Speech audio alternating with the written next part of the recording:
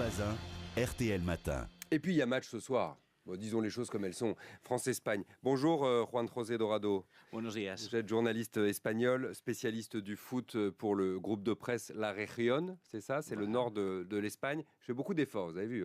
Ce soir, on sera beaucoup plus dur avec vous, vous le savez. Nous aussi avec vous. Oui. Vous vivez en France depuis 20 ans. Ils sont jouables, vos Espagnols? Franchement. Aujourd'hui, ils sont jouables beaucoup plus qu'ils ne l'étaient, par exemple, lors du match aller au mois d'octobre, où la France avait très peu de possibilités de faire quelque chose d'intéressant, et elle a réussi à le faire. Donc aujourd'hui, effectivement, ils sont jouables, mais quand même, ils restent favoris. Oui. Vous diriez que c'est du quoi? 50-50?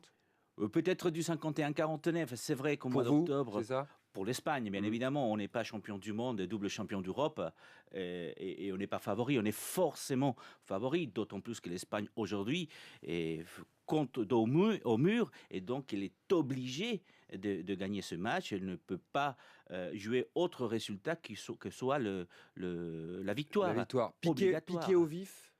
Piqué par le match nul face à la Finlande, vendredi? Oui, forcément, parce que c'est vrai que depuis un certain nombre de matchs, les 3 derniers matchs officiels, dont cette qualification pour le Brésil, ça a été très compliqué pour l'Espagne. On est allé battre la Géorgie en Géorgie, mais on a dû marquer un but à la 86e, 87e minute. C'était un match pratiquement perdu pour l'Espagne. Et puis la France est venue nous faire mal chez nous, puisqu'il y a eu encore un match nul, et la Finlande a encore un match nul. Donc c'est vrai que l'Espagne, aujourd'hui, est accoulée, doit gagner ce match, et surtout, elle doit montrer quel est son vrai niveau. On n'est pas, comme je vous disais, champion du monde et champion d'Europe pour rien. Donc attention aux taureaux blessés. Les Bleus vous font peur ou pas? Non, on a du respect, on a toujours eu du respect pour l'équipe de France. Ça dépend. Moi, je me souviens de Coupe du Monde où on disait beaucoup de mal de l'équipe de France en disant que c'était les viejos, les vieux. En 2006. Et on avait gagné 3-1, je me souviens. En 2006.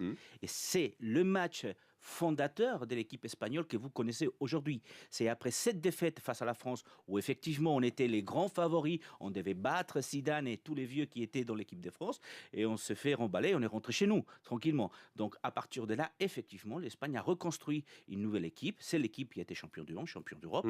C'est l'équipe qui va être aujourd'hui au Stade de France, et une équipe qui a du respect, pas peur, mais du respect, la toujours eu du respect. Est-ce que les jeunes ne sont pas aujourd'hui dans l'équipe de France?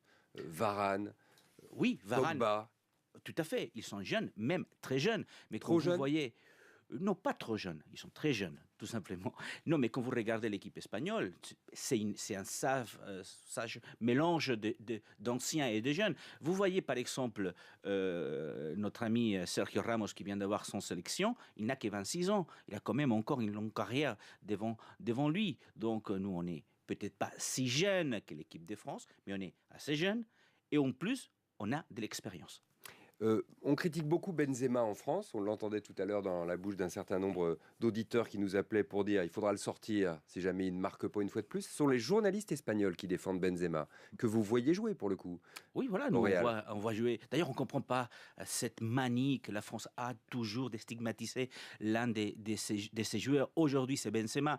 J'ai trouvé quand même aberrant qu'il soit sifflé au Stade de France quand il porte le maillot bleu. C'est quand même aberrant. C'est vrai qu'il n'est pas en son meilleur moment de forme, qui n'est pas titulaire indiscutable à Madrid avec le Real, mais ça reste un grand joueur qui n'est pas au mieux de sa forme, mais qui peut faire mal à tout moment. Et ceux qui sifflaient hier vont peut-être applaudir aujourd'hui s'il arrive à donner la victoire, ce que j'espère pas à l'équipe de France.